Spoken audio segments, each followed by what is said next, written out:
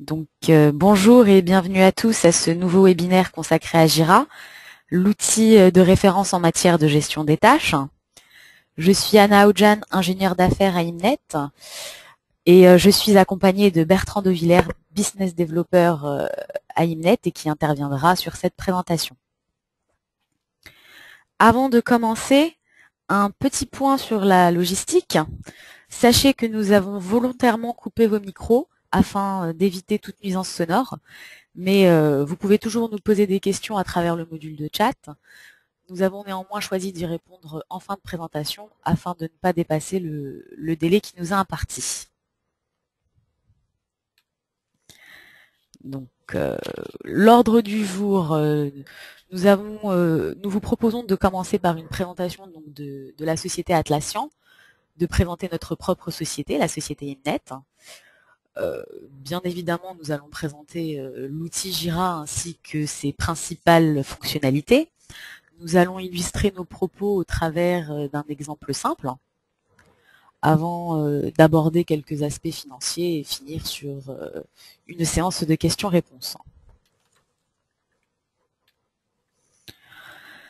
Donc, au cours de ce webinaire, nous allons vous présenter l'outil Jira, mais avant cela, vous allez me dire qu'est-ce que Jira?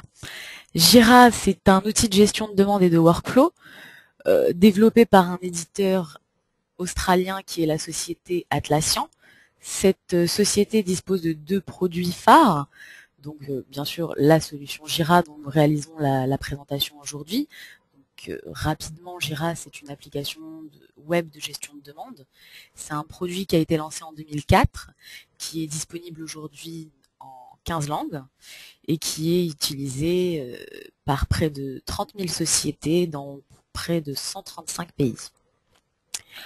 Le deuxième produit phare donc de la société, de l'éditeur Atlassian, c'est le produit Confluence.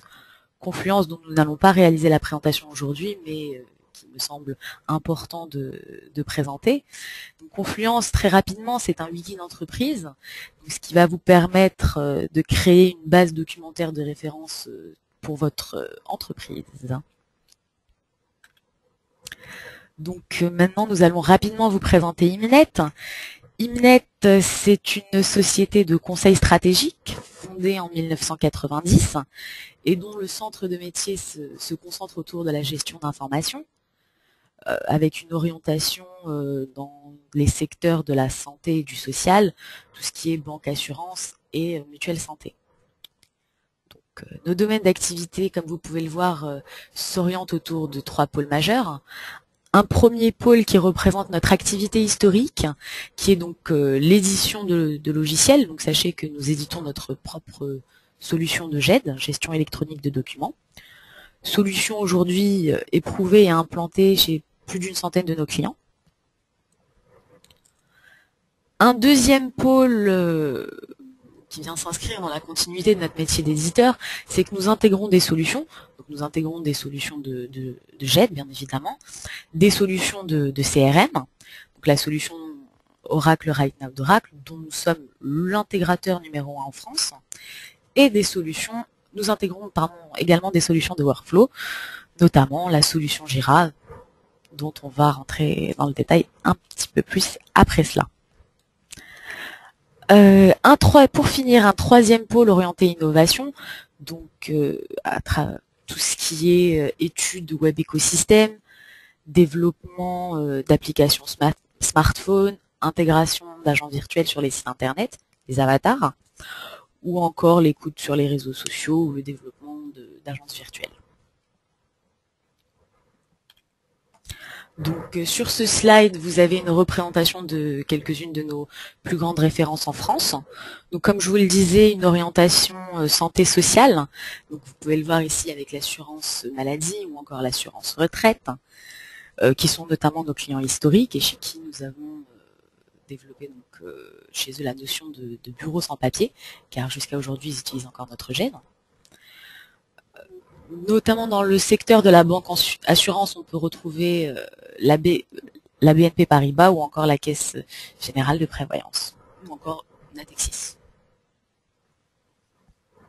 Donc voilà très rapidement pour la société Imnet.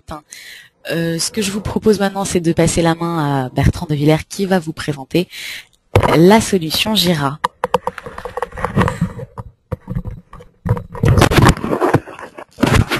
Bonjour à tous. Donc, je vais vous présenter donc la partie. On a un petit problème de bug. Voilà. Donc déjà la société Atlassian. Donc Bertrand Dauvilliers, donc business développement sur les applications Atlassian Jira. Donc la société Atlassian, qu'est-ce que c'est? C'est un éditeur australien qui a été créé en 2002. Et qui a une croissance assez phénoménale, comme vous le verrez sur le slide suivant. Aujourd'hui, ça représente 700 personnes, 30 000 clients, 64 000 licences dans le monde et 160 millions de dollars de chiffre d'affaires. Donc Atlassian est également connu pour être le créateur des produits Confluence, comme on vient de parler, Jira Agile, qui est aujourd'hui le nouveau nom de la solution Greenhopper, Bonfire, Bamboo, Fisheye, Crowd, Team Calendar, qui sont, je dirais, aujourd'hui des produits qui sont utilisés dans l'environnement Jira pour enrichir la solution. Si on regarde, je dirais, rapidement les chiffres de la société, nous avons participé encore récemment au dernier Summit Atlassian qui représentait en septembre dernier 1800 participants. Pour vous donner un peu un ordre de grandeur, il y avait 900 personnes en 2012 et 500 personnes en 2011. Quand on voit les chiffres de progression d'une année sur l'autre sur les 3 dernières années, on voit des taux de progression qui sont de l'ordre de 60 à 70%, ce qui est quelque chose qui est tout à fait remarquable aujourd'hui dans le monde des éditeurs de logiciels. Je crois que beaucoup de sociétés seraient contentes d'avoir ce type de progression d'une année sur l'autre. Si on continue, je dirais, sur cette présentation générique, on voit que le Gartner Group, que ce soit en 2012, que ce soit en 2013, va placer, je dirais, Atlassian dans la cour des grands. Si on regarde le cadran, en haut à droite de ce cadran, on s'aperçoit qu'Atlassian est situé à proximité de sociétés comme IBM ou comme Microsoft. On est véritablement aujourd'hui face à, je dirais, un éditeur de logiciels de grand talent et qui a, je dirais, une excellente image sur le marché. Quelles sont les entreprises qui utilisent les solutions Atlassian Jira? Eh bien, on a 85% des Fortune 100, donc ça fait 85 entreprises qui ont choisi Atlassian pour leur utilisation interne. Et on a plus de 30 000 petites entreprises, parmi lesquelles, oui, alors il n'y a pas que des petites entreprises, effectivement, parce qu'il y a des gens comme Citigroup, il y a eBay, il y a Coca-Cola, United Airlines. En France, on va retrouver des sociétés comme le Crédit Agricole, Alstom, Safran, LinkedIn, enfin BMW en Europe, Facebook, eBay, on a Virgin qui l'utilise également, le Dow Jones. Donc on a des grands comptes, mais on a également aussi beaucoup de PME, et vous allez comprendre pourquoi beaucoup de PME utilisent les solutions Atlassian et Atlassian Jira. Une fois qu'on a dit ça, ce serait intéressant quand même de savoir à quoi ça sert. Donc, vous avez sur la droite une représentation d'un workflow simpliste, mais qui décrit bien ce qu'est Jira.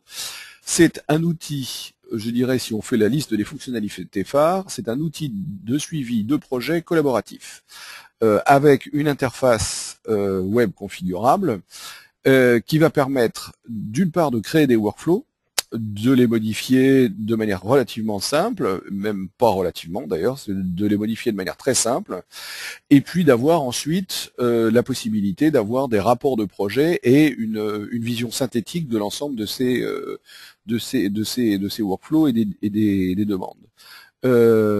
Ceci est associé à une notification des utilisateurs par email, c'est-à-dire qu'à chaque fois que le process suit change d'état, chaque fois qu'il y a une tâche, je dirais, qui change d'état, eh bien l'utilisateur est automatiquement avisé par mail.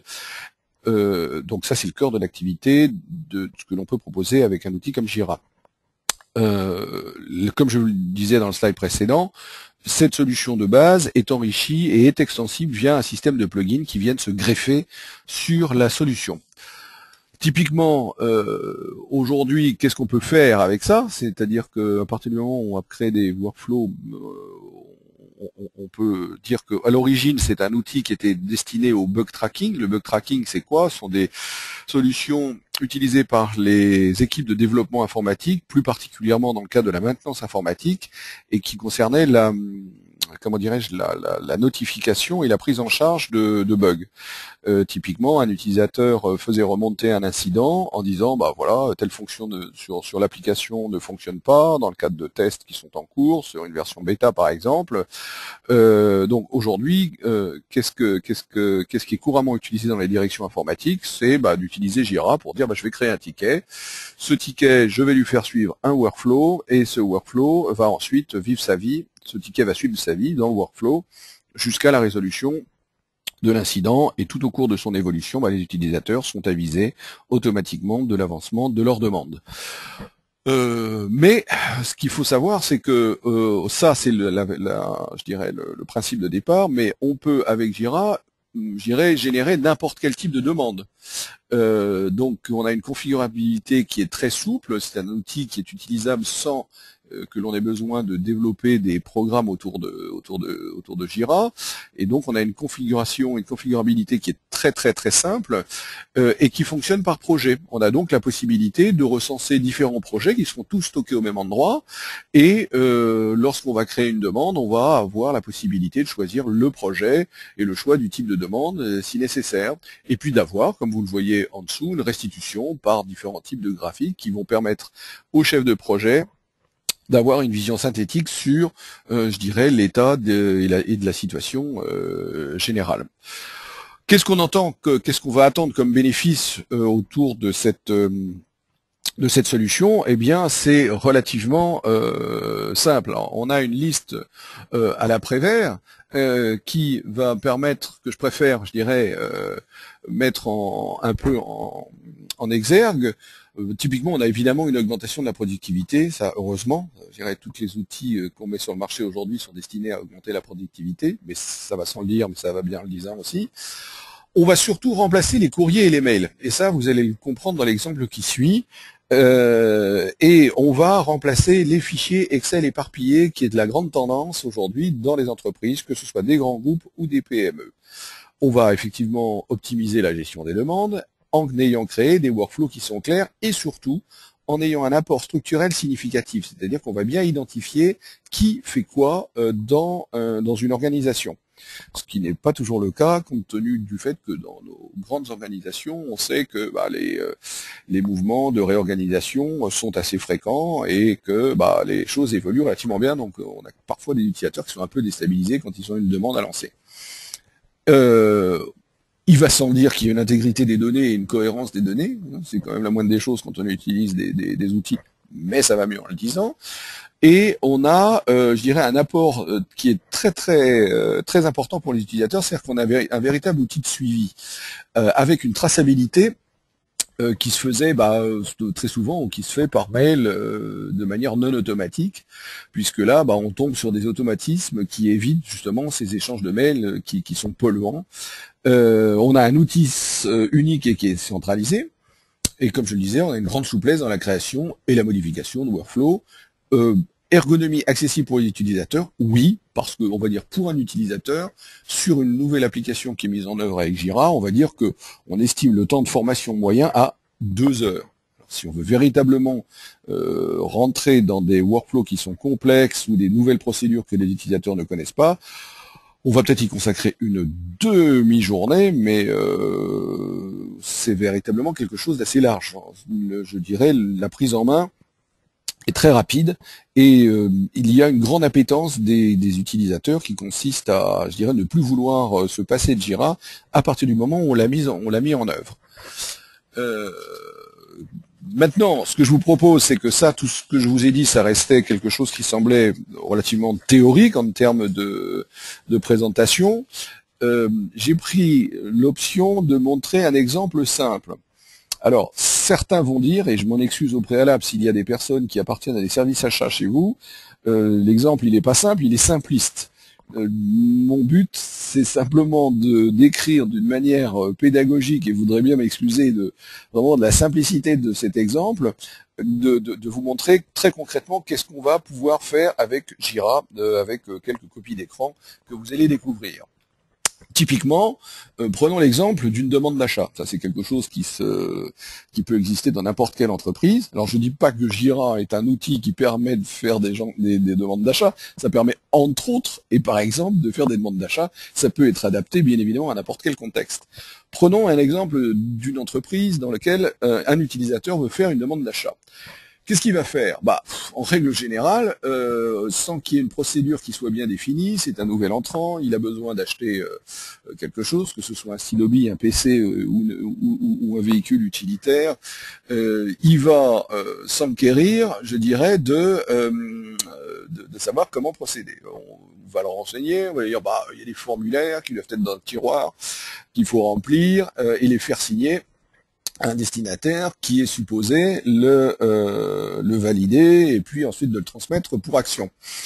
Donc il va être comme un bon élève, il va essayer de trouver le formulaire en se demandant d'ailleurs si c'est le bon, si c'est la bonne version, etc. Et il va essayer de le remplir du mieux qu'il peut et ensuite il va le transmettre. Et en général, qu'est-ce qu'il fait? Très souvent, il l'a scanné et puis il l'a transmis par mail. Et évidemment, il l'a mis en pièce jointe dans un document, en se disant, j'espère que je vais avoir une réponse rapide. Si ce n'est que, il se pose quand même la question de savoir s'il l'a envoyé au bon destinataire ou pas. Qu'est-ce qu'il va faire ensuite, une fois qu'il en est arrivé là? Eh bien, à partir de ce moment-là, il va se dire, je vais attendre. Donc, est-ce qu'il existe une meilleure solution? Bien évidemment, puisque avec Jira, on a, je dirais, un cadre qui permet de, à partir de l'écran d'accueil, d'avoir accès à un certain nombre de fonctions, et typiquement, je vais utiliser, vous voyez c'est encerclé en rouge, je vais créer une demande d'achat. Relativement basique. Donc j'ai été intégré dans un groupe, alors c'est pas une formation que je fais sur Jira, là c'est véritablement pour vous donner les grandes lignes. Je suis bien évidemment un utilisateur qui a été au préalable enregistré dans un groupe qui a accès à certains droits dans Jira, alors que d'autres utilisateurs appartenant à d'autres groupes ont d'autres droits, typiquement ceux de la validation par exemple. Donc typiquement l'utilisateur dit je crée ma demande, je suis dans le projet gestion d'achat et je vais effectivement demander typiquement dans ce cadre-là à acheter un ordinateur pour mon utilisation professionnelle. Petite parenthèse que je fais, tous les écrans que vous voyez là sont des écrans qui sont strictement standard dans Jira. Donc vous allez peut-être dire ah ouais mais c'est pas très joli, etc. Donc il est bien évidemment possible de customiser les écrans aux couleurs de chaque société et d'adapter, je dirais, tout le look and feel pour chaque société. Ce qui est intéressant, c'est quand même de voir que on a quelque chose qui est relativement simple en termes de compréhension pour un utilisateur lambda, mais on a dans l'exemple qu'on a pris, nous n'avons volontairement fait aucune modification de l'ergonomie par rapport au produit qui est livré en standard. Okay, donc l'utilisateur a créé sa demande d'achat et il a demandé typiquement à ce qu'on achète un ordinateur portable. On a un deuxième type de demande d'achat qui est fait par un autre utilisateur qui va dire typiquement pour le service dont je m'occupe, il va falloir penser au remplacement d'un véhicule utilitaire et j'ai besoin qu'on achète un nouveau véhicule utilitaire et j'ai rempli en bon élève le bon formulaire que j'ai attaché à ma demande. On va dire que là, on est dans un process qui ressemble un petit peu à ce qu'on aurait pu faire sans Jira, c'est-à-dire qu'on a créé une demande, on a joint un document qui est un formulaire, et en revanche, on va, je dirais, pouvoir le faire entrer dans un workflow. Si on regarde, je dirais, l'ensemble des demandes qui vont être créées. Donc ça, c'est, je dirais, la personne qui a la visibilité complète sur l'ensemble des demandes. Eh bien, je veux voir qu'on demande des licences de logiciels, on demande, je dirais, un ordinateur, on demande un véhicule, on demande une tablette, on demande, etc. Et on voit de manière synthétique qui a effectué cette demande, qui est la personne qui est supposée valider cette demande et quel est l'état de résolution et d'avancement de ces demandes. Là encore, on est dans des écrans complètement standards autour de Jira. En continuant le process, je dirais qu'on a là l'exemple du process hyper simpliste. Là encore, je tiens à m'excuser auprès des éventuels responsables d'achat qui sont en ligne, qui vont permettre, je dirais, d'aboutir au résultat qu'on vient de voir précédemment. Ce type de process peut être modifié. Là, c'est l'interface graphique qui est utilisée et qui est, comme vous le voyez, très clair et très simple, et on peut le complexifier, le modifier à loisir. Si on reprend notre petite histoire de demande d'achat, on est aujourd'hui, maintenant, un petit peu plus tard, et on s'aperçoit que la demande d'achat, elle est aujourd'hui acceptée par la personne qui est habilitée à valider cette demande d'achat. Donc ça, c'est ce qu'on a dans ce type d'écran. Et ce qui est automatique et sans qu'il soit besoin de lancer une action particulière, l'utilisateur, l'émetteur qui a effectué cette demande et reçoit une notification automatique par mail en voyant que ça y est, sa demande d'achat a été acceptée et donc validée, et que donc il va recevoir prochainement son ordinateur. Aujourd'hui, je dirais, alors ça c'est un exemple simple, on peut sophistiquer de manière plus complexe le workflow et d'intégrer, voire même des prestataires extérieurs dans ce type de demande et d'avoir des informations plus fines sur la date de livraison, etc., les modalités de livraison, etc., etc. Bon. Donc là, c'était véritablement pour vous montrer ce que l'on pouvait faire de manière simple. Évidemment, pour, je dirais, les personnes qui vont gérer les projets, là, par exemple, la personne qui est supposée valider les achats, il a la possibilité d'avoir en temps réel, immédiatement, une synthèse sur le nombre de demandes qui sont en cours, celles qui sont en cours de traitement, et celles qui ont été résolues, voilà. Bon, on a pris un graphique de type camembert, on peut utiliser des histogrammes et d'autres types de représentations graphiques. Donc, véritablement, je dirais, sur une problématique que je vous ai présentée comme étant simple, on voit que même par rapport à ça, pour quelque chose qui peut paraître simpliste, on a quand même une amélioration de l'efficacité, et puis surtout, qu'est-ce qu'on génère?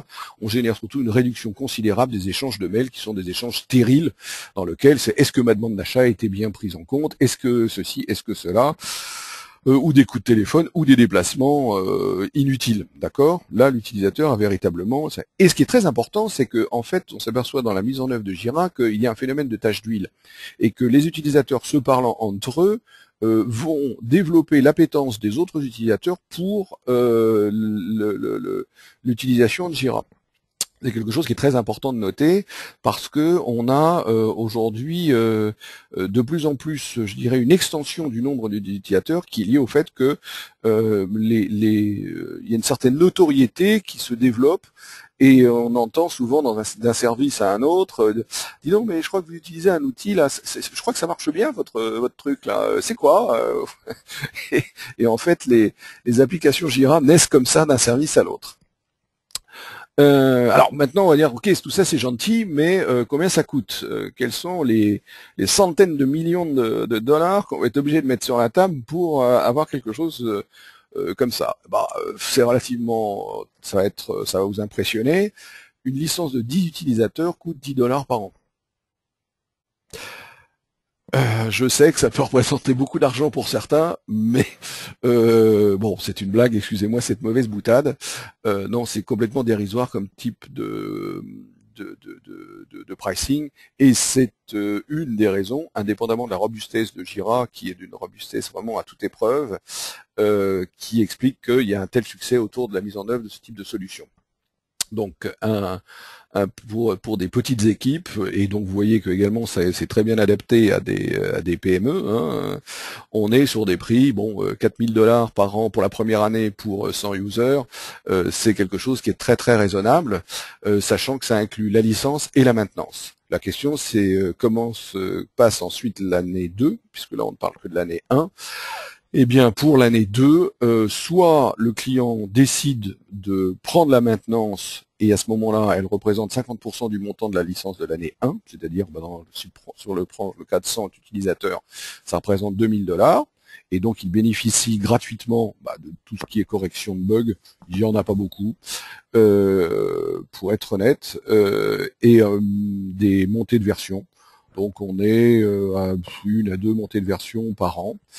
Ou bien les utilisateurs disent, le client dit, bah non, moi j'ai pas besoin de souscrire la maintenance parce que ça tourne bien, c'est fiable, ça répond à mon besoin, et donc il ne la prend pas. Donc il a complètement le droit d'utiliser la solution qu'il a mise en œuvre avec Jira ad vitam aeternam, et il pourra continuer à utiliser tranquillement son produit qui fonctionnera pendant des années et des années si son environnement reste stable.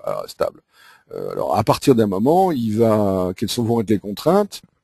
Les contraintes, ça va être que typiquement, il va changer de version de navigateur et que effectivement, à un moment donné, il serait pertinent de faire des upgrades dans la mesure où le navigateur qu'il utilisait, qui était par exemple Internet Explorer 6, qui est passé à la version 12, 13, 14, 15, 16, évidemment, Jira, la version qu'il a achetée à l'époque, ne le supportera pas, hein, puisque ce sont des produits qui ne sont pas encore connus, et il y aura nécessité de faire un upgrade et donc de prendre la maintenance à ce moment-là.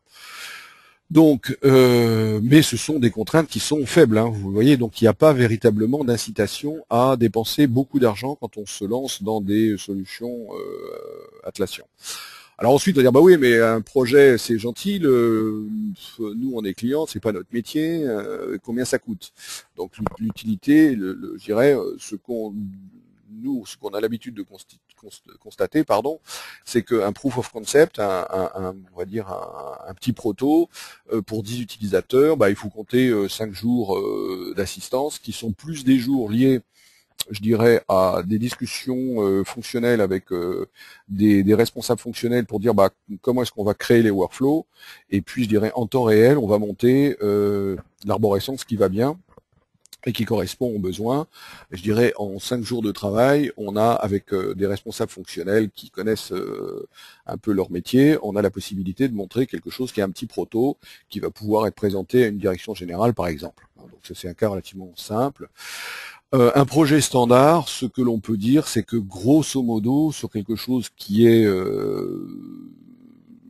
important, hein, sur des workflows qu'on va créer, on va passer, je dirais, de 20 à 60 jours, hein, vraiment, 20 jours sur un projet qui est déjà assez complexe, hein, puisque, je dirais, quand on a validé un proto sur quelques jours, si on s'aperçoit qu'on a fait 80% du boulot, ensuite ça reste de la customisation, un petit peu des points de détail, si j'ose dire.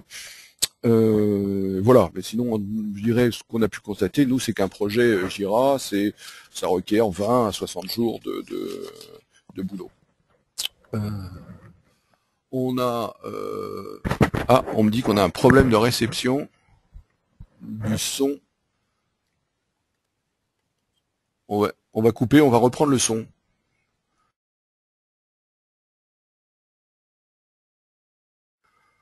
Voilà, on a coupé le son. Est-ce que vous nous recevez?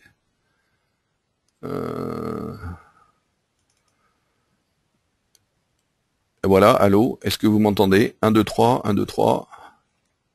Apparemment, on a des réponses nous disant que ça fonctionne. Désolé, il y a dû avoir une interruption. J'espère que les slides étaient suffisamment parlants pour que on ait suivi. N'hésitez pas à nous solliciter, hein, on peut vous envoyer la présentation, on peut là aussi répondre en aparté à vos questions-réponses. On verra ça, j'irai à la fin de la présentation. Donc j'étais sur les prix et vous voyez qu'on n'est pas sur des prix déraisonnables. Alors qu'est-ce que Imnet apporte? Parce que beaucoup de clients utilisent Jira et le mettent en œuvre tout seul. hein, parce que vous avez vu que c'était une solution qui était relativement simple. Mais nous, ce qu'on va vous apporter quand même, c'est une expertise qui va être issue d'une expertise importante qui est notre cœur de métier, qui est notre domaine de la méthodologie et la gestion de projet dans la mise en œuvre de gestion électronique de documents. Donc c'est quelque chose qui est, je dirais, antérieur à l'activité que l'on a aujourd'hui autour du produit Jira, mais on a aujourd'hui je dirais, un nombre de clients, vous voyez quelques exemples sur la droite, dans lequel on met en œuvre de la gestion électronique de documents, du CRM, donc de la gestion de la relation client, et ceci avec une méthodologie et de gestion de projet, donc qui est le cœur de métier d'Imnet. On va également pouvoir fournir de l'assistance à la maîtrise d'ouvrage pour la création de workflows, et bien sûr, on va pouvoir vous aider à faire des specs, à paramétrer le produit, à l'installer, à le tester. Bon, l'installation, ça va prendre 2 heures, ça va pas prendre énormément de temps. On va pouvoir vous apporter la formation et l'accompagnement qui vont bien, et vous proposer un support et une assistance pour les évolutions. Donc, tout ceci, je dirais, le Jira est très adapté à tout ce qui est développement agile, donc on a la possibilité, je dirais, effectivement, de fonctionner par itération et amélioration continue. On a véritablement une grande expérience dans, je dirais, la partie valeur ajoutée au niveau du conseil. On n'est pas particulièrement, je dirais, des bidouilleurs comme certains peuvent l'être sur ce marché. On a plus, nous, une vocation à accompagner nos clients sur la valeur ajoutée telle que je viens de le décrire dans l'exemple simple que je vous ai présenté. Donc, aujourd'hui, on est à la fin là, de cette présentation qu'on souhaitait faire rapide pour ne pas vous faire perdre de temps. Et puis, on peut passer à une session de questions-réponses. Donc, n'hésitez pas à nous envoyer des questions par le chat. Donc là, j'ai une question. En combien de temps peut-on mettre en place une solution Jira? Oui, c'est ce que je vous disais. C'est quelque chose de simple. C'est peut-être une dizaine de jours. Si on prend l'exemple simple de la mise en œuvre d'un workflow sur une demande d'achat relativement simple, oui, on va passer quelques jours. Dans une semaine, on a fait un POC. Hein, si c'est un projet qui est plus complexe, etc., on va dire dans la moyenne de mise en œuvre des projets Jira, c'est 15 jours, 3 semaines, on est inférieur au mois, quoi. Ou, véritablement, ensuite, si ça se complexifie, c'est parce que ça se sera enrichi et développé. Mais je dirais le cœur du boulot, il a été fait en moins d'un mois. Est-il possible pour Jira de s'intégrer avec les applications métiers? Bien sûr, il existe des API et des interfaces qui permettent de s'intégrer avec des applications métiers, je dirais pratiquement quelles qu'elles soient. Hein. Donc ensuite, je dirais c'est les mises en œuvre. C'est ça typiquement qui va par exemple demander quelquefois un peu plus de temps, c'est de bien vérifier avec quels types d'applications on va pouvoir s'intégrer. Autre question sur Jira et le cloud. Donc, alors aujourd'hui, est-ce que ça existe? Oui. Alors, Atlassian diffuse une version en mode SaaS qui est en anglais seulement et qui est, on va dire, relativement basique, c'est-à-dire que c'est bien pour apprendre ou pour démarrer un projet. Si vous dites, moi j'ai un projet qui commence ce vendredi, demain ou lundi, et je veux avoir un outil de projet, vous avez la possibilité, moyennant je crois un prix qui est peut-être de 10 $ aussi, quelque chose comme ça, c'est dérisoire, qui va vous permettre de le mettre en œuvre. Je vois d'autres questions, c'est intéressant à voir, c'est un autre type d'utilisation. Je suis à Soft en bug tracking. Oui, tout à fait. On a effectivement, j'irais le cœur de métier de Jira. Au départ, le cœur de cible, c'est le bug tracking. Hein. Donc ça, c'est vrai. On a tout à fait la possibilité de vous accompagner dans la mise en œuvre de ce type de solution. Donc, n'hésitez pas à nous envoyer vos questions, vos coordonnées. On peut reprendre contact avec vous et en discuter. Excusez-moi. Donc, je vois encore une autre question. Est-il nécessaire de disposer de ressources Importante pour l'intégration? Non.